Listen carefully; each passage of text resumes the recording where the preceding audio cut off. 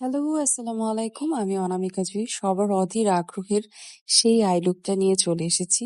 আমি ১ম এ এখানে যে লেন্সটা পড়েছি, এই লেন্সটা লেন্স 10 বিডি থেকে এবং এটা আমার খুব পছন্দের একটা লেন্স।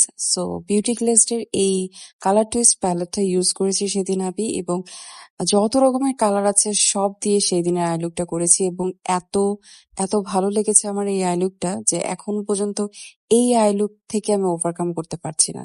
তো ১ম এ আমি এখানে গ্রিন ইউজ করেছি আমার আউটার পোরশন এ। দেন গ্রিন এর উপরে আমি ব্লু ইউজ করেছি, ব্লুর উপরে ব্ল্যাক ইউজ করেছি।